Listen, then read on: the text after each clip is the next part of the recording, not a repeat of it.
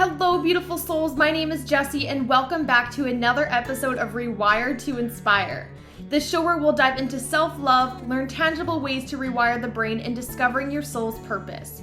The goal of Rewired to Inspire is to encourage listeners to begin doing the hard work, to get curious and open to maximizing your life. Our mindset shapes how we live. Depending on life events, traumas, and personal experiences, our mindsets are all vastly different. However, one thing we all have in common is the ability to rewire our mind, to change the narrative, and to pivot our lives. I hope you leave each episode with the belief that you are so worthy to live a life true to you. I look forward to chatting with you every single Tuesday and Thursday and helping you grow exponentially in all areas of your life. Without further ado, here's today's episode.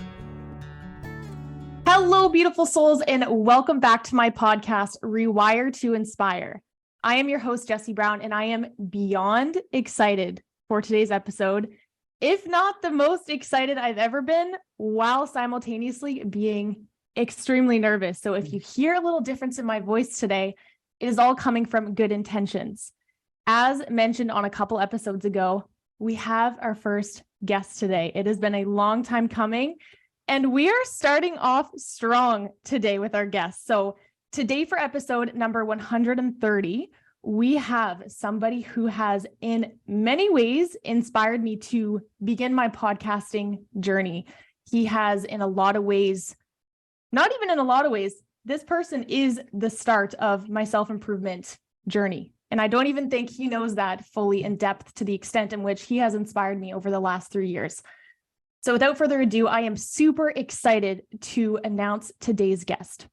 Not only is he a tremendously valued friend in my life and in a multitude of ways has inspired me, today's guest is also the founder, CFO, and host of Next Level University. Next Level University is a global top 100 self-improvement podcast with more than 1,300 episodes. You heard that right, 1,300 episodes. And they reach well over 500,000 people in more than 150 countries, and their approach is to help folks improve their life holistically through health, wealth, love, and life. Outside of NLU, Kevin is also a podcast consultant specializing in helping podcasters of all levels grow, scale, and monetize their podcast. Kevin believes in a heart-driven but no BS approach to inspiring, motivating, and educating others on what it really takes to get to the next level. Kevin, thank you so much for taking the time to join us today.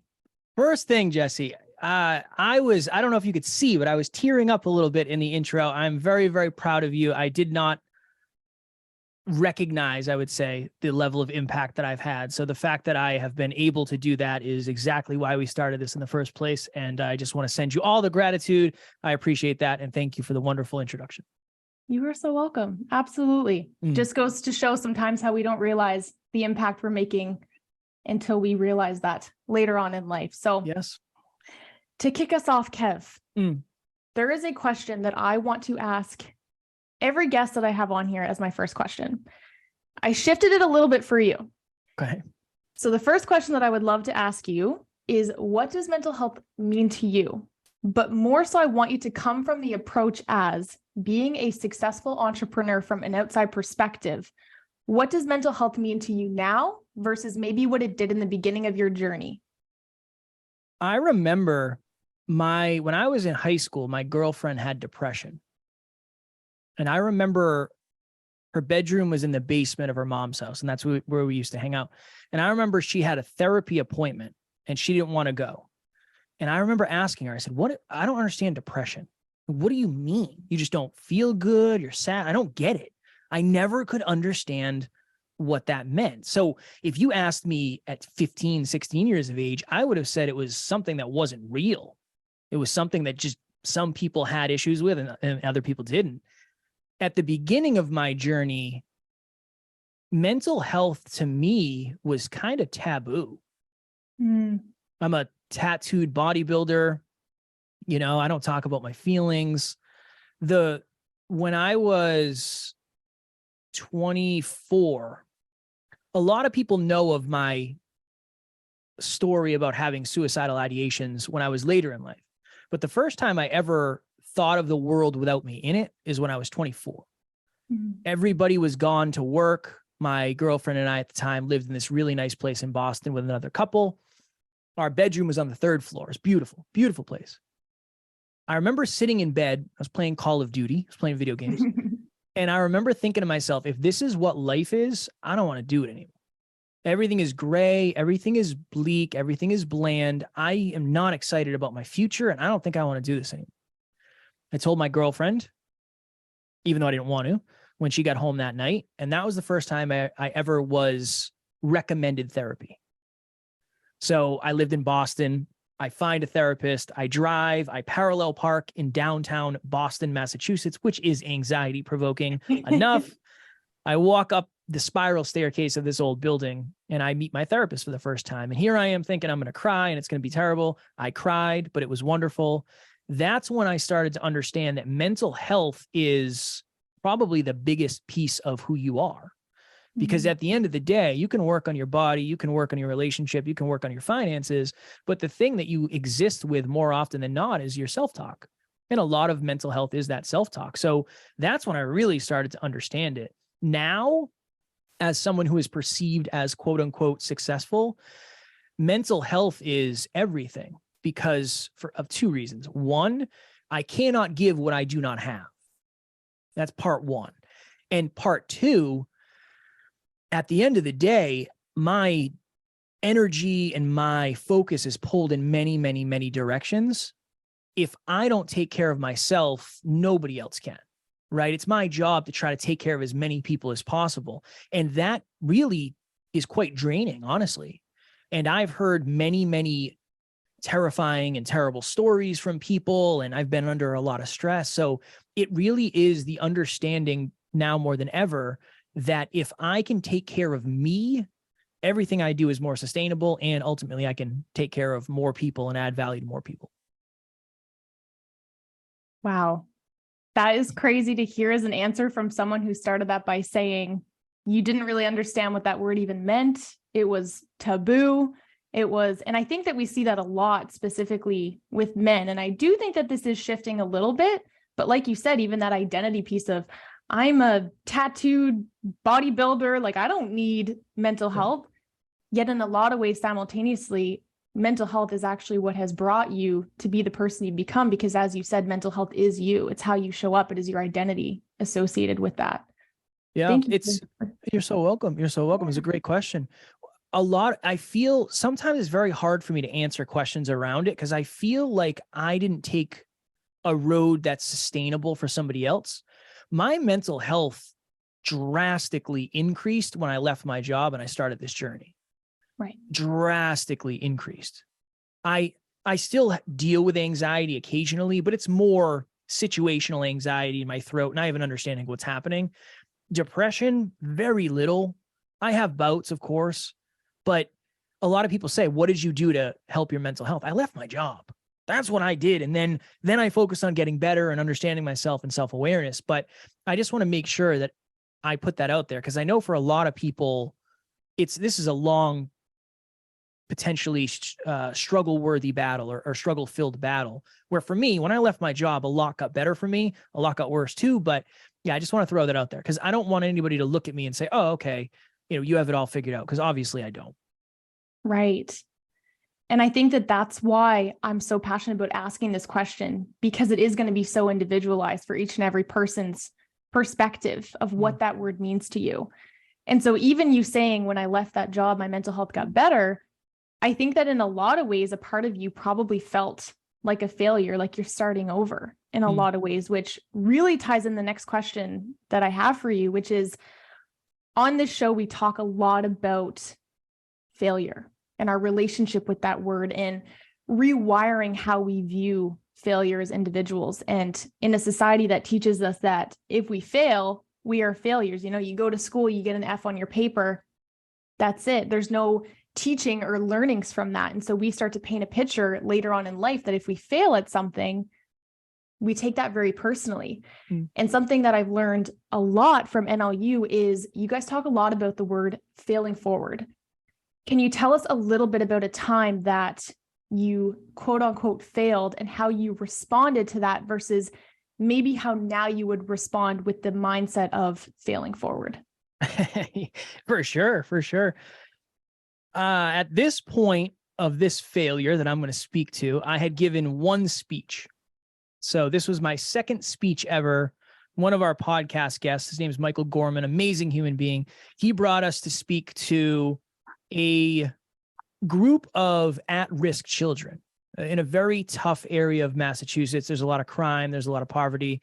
He said, I love the podcast. I'd love for you guys to come speak to my kids. We said, yeah, of course. Of course. So we go. I was a little arrogant because I had just given a speech a couple months ago. It went really well. So I was like, this is going to be fine. This is going to be totally fine. So I roll in with a flashcard that I think had 5 points on it. And I'm like, here we go. Let's go. And I burned through these 5 points in maybe 10 minutes. And it literally got to the point where I had kids come up and do push-ups with me. I had a push-up competition with children and I almost lost. And I remember thinking, number one, I was shattered. I remember thinking that if that was the first speech I had ever given, that would have been the last speech I ever gave.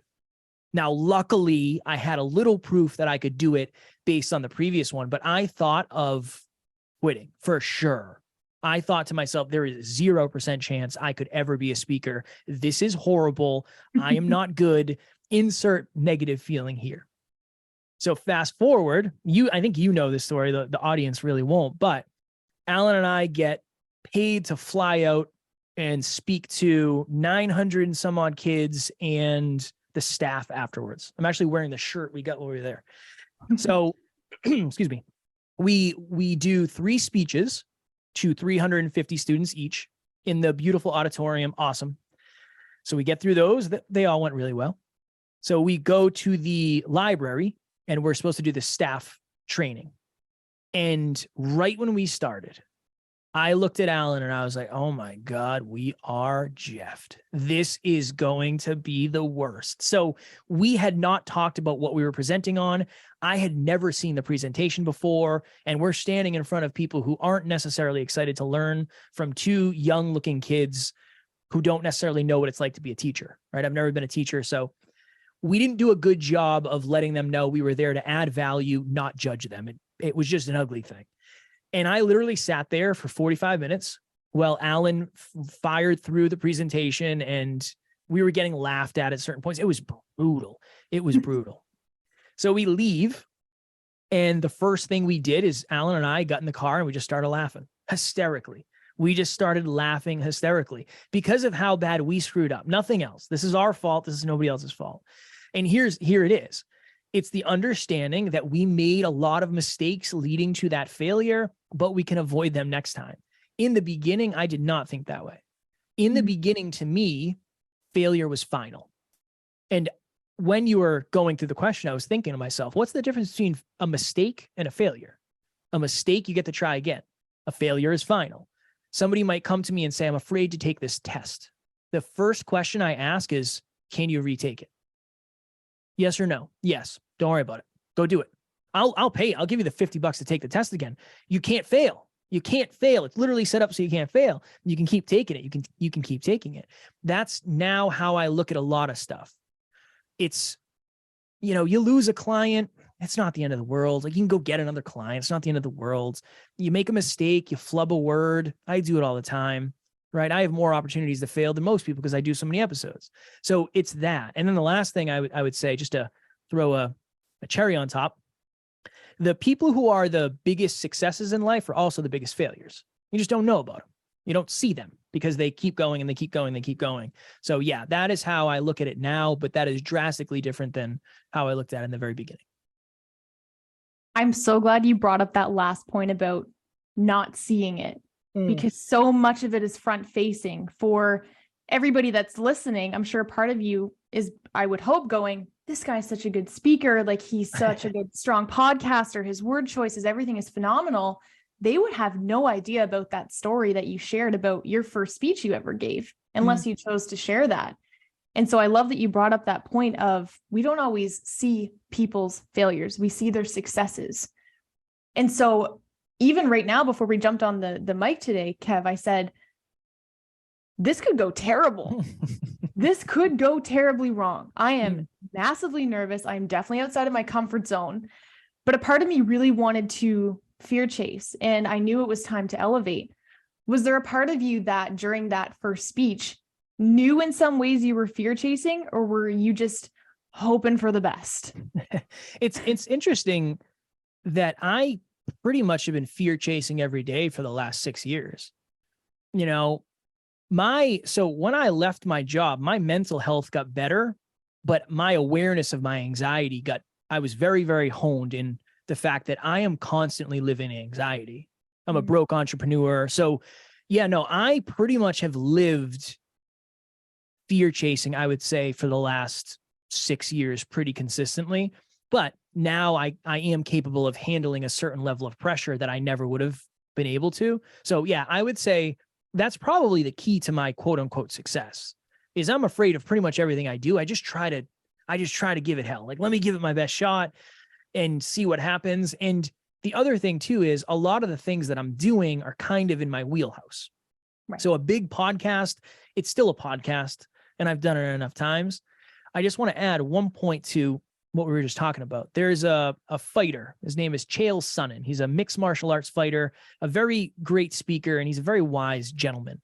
And he had a quote one time. He said, "The people who say failure is not an option are just completely wrong.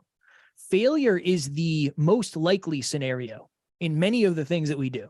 And the second you put that out there, it's like, this could go horribly wrong.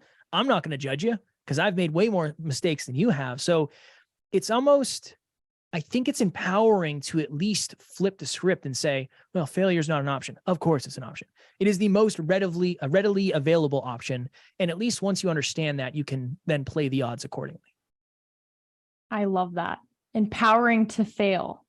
This is something that, yeah, it's imagine if we rewire just our perception of, I like to ask myself a question often of, what would I do if I knew I couldn't fail? And you and Alan, and for anybody who doesn't know, Alan is the co-host of Next Level University with with Kevin. I don't think we mentioned that in the beginning. So if you're like, who is this Alan guy? That's who it is. He'll be coming on here in a couple of weeks.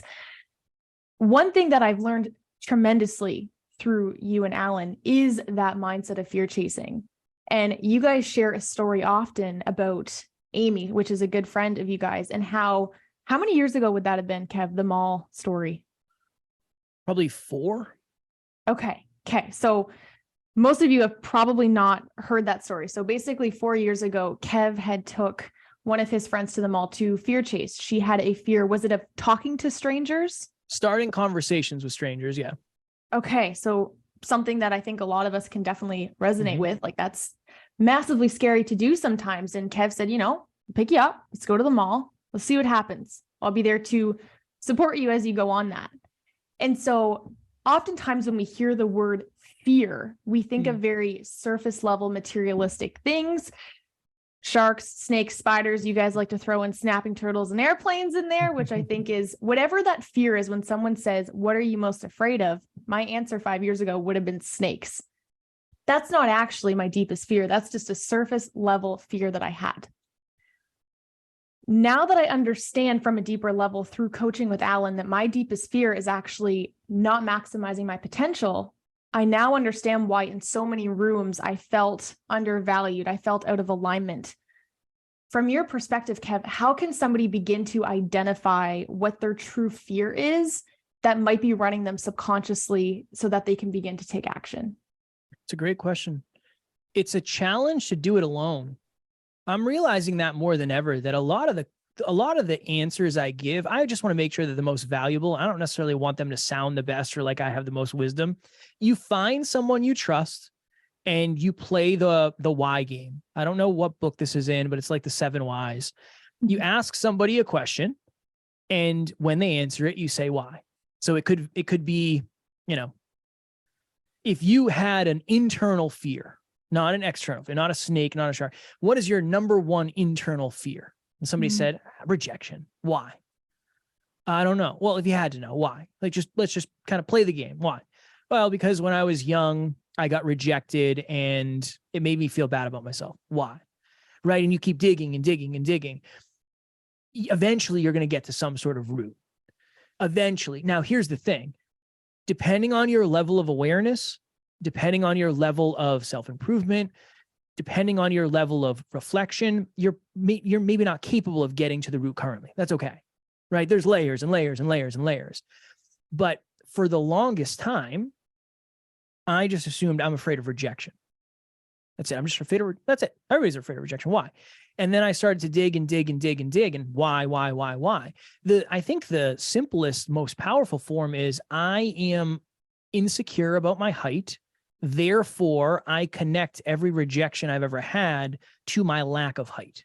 So therefore, my biggest fear is also the thing that has been running me for so long. And that was just going from why to why to why, and then reflecting on the fact that that's actually happened. I've been rejected for that. Okay, what does that mean? So yeah, I think in the simplest form, you have to ask yourself why. But I don't know if you can really get to the root of it alone, because there's a lot of things that you don't think you know yet, but maybe you just haven't been asked in the right way, right? That somebody might be able to frame something in a way that you've never heard it before. Or one of the questions I love to ask is, what does it mean if? So I was talking to somebody today, and I don't remember what the frame of this was, but they were talking about if they failed. And I said, well, what does it mean if you fail? And that's just a new layer. So I've never really thought about what it meant. I only thought about what it was. Interesting. Okay, cool. So I would say the simplest form, you have to ask yourself the right questions. If you're not capable yet of asking yourself the right questions, find somebody who can ask you the right questions. Fire. Thank you. What would you say to folks off of that if you don't really know if the people around you can guide you properly or actually have your best interest at heart? So when I first started being curious about, I don't even want to say I was curious. Reflecting back now, I think I was looking for answers, but I wasn't conscious to the extent in which I am now. And so I was just looking anywhere for answers without realizing in hindsight, people didn't have my best interest at heart and or weren't in a place that they were able to guide me effectively until I got in Alan's corner, who had higher awareness and was able to really show that to me. So what would you say to someone who maybe isn't sure if the people around them are able to guide them appropriately? Yeah, that's such a challenging thing. I did a video a long time ago of the fact that nobody really knows what's best for you. Fine line, right? Like it's a very fine line because there's people who might know what's better for you. But I remember in this video saying, unless here's the real truth. Unless somebody knows what your deepest, darkest thoughts are, like your deepest, darkest desires, your goals, all of that, they really can't advise you properly. So I would say you start with asking yourself, who do you feel the most comfortable sharing your full, authentic self with? That is the first step. Because if somebody's going to help you and add value and help you understand yourself at a deeper level, they have to understand the depths of who you are as a person first. That's step one. And then I would say step two, really, really take a look at how they treat themselves and how they treat other people and how they make you feel. There's something intuitive about that too of, oh, okay, I feel safe around this person. Okay, cool. That's a good place to start. And then from there, other than looking at their results, physically, mentally, emotionally, spiritually, I don't know if there's a better way than just those three things. It's very hard to know. It's very hard to know because there's a lot of people that are faking it, you know?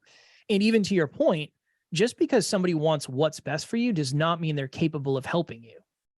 I've had a lot of people in my life who they'd say, if you ever need anything, just let me know. And I understand, I do appreciate that more than you know, but there's not a ton of stuff that you understand that I don't understand. Not in an ego way, I've just studied it more than you. So if I came to advice, I don't know that it would be constructive. Right. Not that you're trying to hold me back, but if you don't understand the journey that I'm on, it's really hard for you to guide me on the journey. So yeah, I think it's that. Who do you feel safe around? Who can you be yourself around? Start there and then strike up a conversation, see how things go, see how the energy goes. You can tell when you find your people, you can tell the feeling, you can tell the energy, you can tell when the conversation resonates in a certain way. Yeah. That's so true.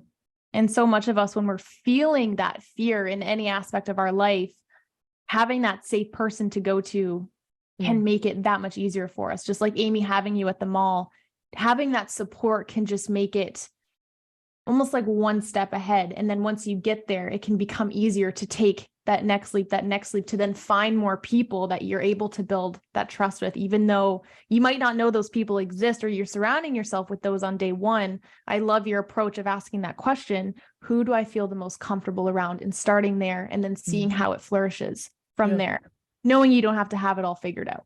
Well, some of us are really good at kind of self-diagnosing, but sometimes we need somebody to pitch and catch with. Alan and I do that all the time. Last night, Alan and I recorded 2 episodes, and we were supposed to be done at 6 or 6:30. 6:30 rolls around, and Alan was going through something. And this is how it goes. He just starts talking. And I don't really say much. I just make some noises, and I go, yeah, okay. And that's it. And then by the end of it, he's like, yeah, no, I know. I understand. All right, cool. All right, Kev, have a good night. Enjoy whatever you're doing. He just needs to verbalize it. So even if the person, maybe this is another one, find somebody who's really good at listening. Because if somebody's really good at listening, maybe you'll just start saying stuff that you wouldn't normally say. And anytime you put something out there that you've never put out before, you're going to get something back in return. I like that. And if you're sitting there listening, wondering, oh gosh, I just want you to know that you're not alone in this. This is something I think we all experience in some point in time of our life, especially if we decided to embark on something that folks around us haven't really gone on to. So for example, podcasting, I didn't really have anybody around me to learn from. So I looked up to people and I chose to learn from them, AKA Kevin and Alan. And so I think it's okay sometimes to just self-assess and recognize that it's okay if you don't have those people. You're going to find them, but know that you don't have to go through it all by yourself. Those people do exist. Sometimes we just have to look a little bit harder. They're there. And the other thing is you became the type of person. That's the other thing too, is you become the type of person that you want to surround yourself with as well. So there's a lot of layers to it. There's a lot of layers to all of this. 100%. Okay, Kev, I want to pivot us a little bit. Okay. I like to have a balance of peak performance, growth, mental health simultaneously. Okay.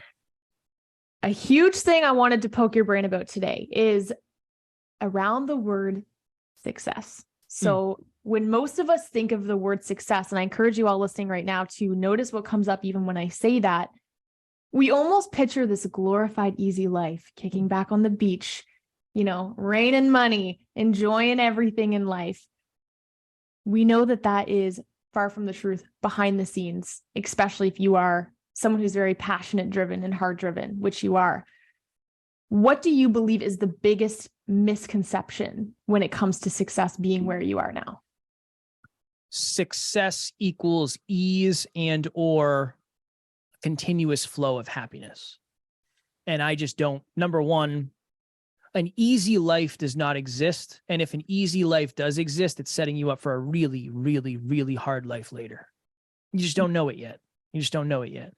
And happiness is great, but happiness is not a sustainable fuel source for most people. It's just, you can get happy in a lot of different, if I go have a beer right now, I'll probably feel happy. But if I have 15 beers, things are going to go off the rails. I can watch Netflix for an hour and I'll probably get a momentary jolt of happiness. But if I watch it for 15 hours a day, that ain't it either. Fulfillment.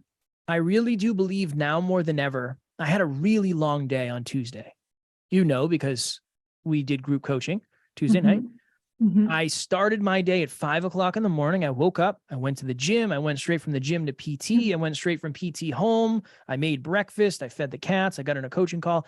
I had a 15-hour day on Tuesday. And I got to the end of the day and I was like, that was a really, really, really fulfilling day. I feel good. I feel really, really good. I wasn't happy. I was tired as hell, but I was fulfilled. I was very, very, very fulfilled. And I think that happiness is results-based. If this interview goes well, I will be happy. If Jessie likes me, I will be happy. Regardless of how any of this goes, I am fulfilled because I'm in the process of doing what I love. I'm in the process of growing, and I'm in the process of contributing to something far greater than myself. So I used to think success is car, money, house, all that stuff, really. Now more than ever, I believe it is fulfillment, and I believe it is purpose, and I believe it is all those things, because here's the interesting thing. If you love the process of getting all the nice things, that's a better life than just wanting all the nice things. And if you love the process and the process involves adding to other people's lives, if it involves growing and contributing and it involves learning about yourself and the rest of the world, that's a really, really powerful life. Fulfillment, I believe, more than anything, is my redefinition of success. I hope everybody listening right now is just allowing yourself a moment to take a deep breath in hearing that answer. We're all chasing, I think, not all of us. I think a part of our brain is always chasing what society views as glorification. And that is what I've always loved about Kevin and Alan, is that it's that heart-driven piece that goes with your guys' mission, that fulfillment piece that goes with your mission. I think that that is one of the biggest things that if you guys could take away one thing from today, knowing how much more sustainable that is as well. If you're playing for the wrong thing, you might get all the bells and whistles, but if you're left feeling unfulfilled, it's likely not going to be sustainable and you're going to be questioning some things that you're doing. So I hope that that answer inspires you guys to reflect and say, fulfillment in some ways has to be very high in your motivators. Within that, Kev, we know that common saying, when you love what you do, you never work a day in your life. And I think you've maybe been asked this before, but I want to know, based on what you just shared, what is something you can tell the audience? Because I'm sure there's days, like you said, Tuesday was a hard day, but at the end of the day, you were still fulfilled. Some days it's still hard to show up, but you always thank yourself for showing up. So what is your take on that quote? When you love what you do, you never work a day in your life. I think it sounds really good, but I don't think it's true. Just based on the fact that you can love what you do, but there are many things that come with the things that come with loving what you do. So I love podcasting, but I don't love tracking the finances every day and that. I don't enjoy that. That's nothing. I mean, it's cool, right? When there's money coming in, it's like, oh, wow, we're making money. That's great.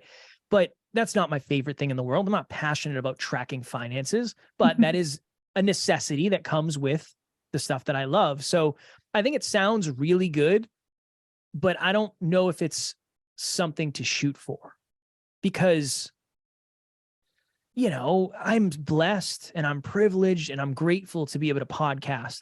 I'm wearing pajamas, low waist. It's always pajamas. I am so grateful. But here's the other thing. Me podcasting is only 30 minutes times 7. What's that? 3.5 hours a week on our show. And then maybe, another 3.5 hours. So I'm only really podcasting for 7 hours a week. There's a lot of other hours where I'm doing other stuff that isn't necessarily as fulfilling, posting on social media, whatever it is. That, I think that's an important understanding is, yeah, on the front end, I love what I do, so it never looks like I'm working. The only time you ever see me is when I'm doing what I love, because all the other times I'm doing other stuff behind the scenes and the pressures that come with that. So I would say when you do what you love, you're more grateful for the work that you get to do. But I don't know if aspiring not to work is the goal. Yeah, I feel like I'd be misleading people if I said that. Yeah, no, thank you for sharing that, Kev. And that's something that I always want to lead with the lens of on this podcast of there has to be a component of you that enjoys what you do. Of course. Again, coming back to that other question, that fulfillment. But I think it would be naive to say that every single day you're just waking up going, hell yeah, can't wait to get on it again. Super pumped. That's just not how it works. And so I think being transparent with that is just a refreshing feeling to have as well. If at anything, I want everybody listening today to feel just relief and desire to chase something, knowing that it's likely not what you think it is, but if you're following your heart while knowing it's not always going to be easy, should be fulfilling, might not always be easy. Thanking yourself for doing something, even when you don't want to do it.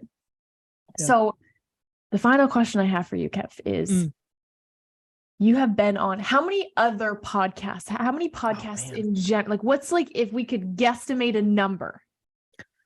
We could guesstimate a number. I would say I don't know, probably like over 2,000 for sure. Okay. So on top of your guys is over 3,500, 3,400 podcasts. No, Or is that 2,000 including? total. Yeah, In 2,000 total. Yeah. Which is already. Eventually we'll get there, but not yet. Listen, 2,000 is already pretty high up there. So as someone who has podcasted probably more, I would want to say probably more than anyone. I don't know. I'd have to fact check that. Would you say there's people ahead of me. I'm definitely in the 1% of the 1%. Like, yeah. But there's definitely people who Joe Rogan's got more probably. There's people out there for sure, but I'm coming for it. I'm coming for it. Oh yeah. I believe that. So as someone who's podcasted more than the vast majority of people, I can imagine you have got to witness a large range of personalities and people and work ethics and all those things. The last question I would love to ask you is, what have you found to be the biggest excuse people use not to take action based on everything we said today? But for a lot of people have like that one thing, there's like a common thing. What would you say is the most common reason people don't take action? The most common reason, I think it's lack of belief. It's either simple. Yeah, simple. It's either inaccurate self-belief or inaccurate self-worth. I have not found any in all of the coaching, and I'm hopefully you'll ask Alan the same question because I'm interested to see what he'll say. But it's either people don't believe in themselves enough to start, or they believe they don't have to start. Either one of those, you're in trouble, or you don't feel like you're worthy enough to start. Your self-worth is low, or you feel like you're so worthy that you should have the results long before you ever start. It really is, because I don't know if anybody is truly at 5 with that. If you consider like being super balanced and well-rounded, it's okay. Think of it this way. You are somebody who's very confident, but you probably overcooked the turkey in terms of having guests on because you didn't believe, maybe you didn't have that belief yet. There are other people who are on the other end of like, I shouldn't have to have guests on. I just shouldn't have to. I should win regardless. I would say inaccurate self-belief and or inaccurate self-worth. And at the end of the day, here's why. Because action is the cure-all. If you don't believe in yourself, you got to take action so you get proof. Then you have recent and relevant proof and you can do it again. If you're arrogant, you need to be humbled. And if you don't take action, you're never going to get humility. And then the self-worth thing is kind of the same, right? If you're somebody who struggles with self-worth, you've convinced yourself you're not worthy of success. You'll never try. And if you shouldn't have to try because you're so worthy of success, you'll never try. It's a very, very interesting thing. I used to think it was a lot of external stuff, but over the years and the conversations and the podcasts and the coaching, I have realized how important the internal stuff is, right? Like that, I mean, that is mental health in a nutshell, all of that. A higher answer. I appreciate it. I am so grateful, Kev, because I think we both started our journeys in different places, but both with a lot of similarities of not really having a lot of belief in ourselves or not thinking that we did. Our evidence didn't prove to match belief that we might have had deep down, but we didn't really feel like we were worthy of it. And so I hope folks can take this opportunity to see that through taking action, as you mentioned, self-belief can grow. And as it grows, your results will grow. And I think that that's a beautiful thing. But until you get out of your own way, is basically something I like to tell myself through experiences, through fear chasing, through failure, through all the things we talked about today, you can heighten that level of self-belief, which is something we talk about all the time on my podcast, because I know exactly what it's like to not feel like you're worthy, not feeling like you have the belief in yourself, but it is only through actions, through fear chasing, that we can get to that place. So Kevin, thank you so much for taking the time to join me today. Where can folks learn more from you? Where can they find you? Where can they connect with you? Simplest thing, just search Next Level University. We're on all the platforms. We're on YouTube, all that happy jazz. You'll learn very quickly, A, these are my type of people. B, these are not. Either way, I love you. No hard feelings. And then the best place is probably Instagram if you want to connect with me. @NeverQuitKid is me. Awesome. Well, thank you guys all so much for tuning into today's episode of Rewire to Inspire. I look forward to chatting with you all next week. Kevin, thank you again. It has been an honor. Thank you, Jessie. Awesome. Talk to you all soon. Thank you all so much for tuning into today's episode of Rewire to Inspire. I absolutely love connecting with you all, so make sure you're following me on Instagram. I am at JessieBrown13. If you enjoyed today's episode, please feel free to leave a review or share with someone you think would enjoy. I look forward to chatting with you all next episode. And remember, get out of your head and into your heart.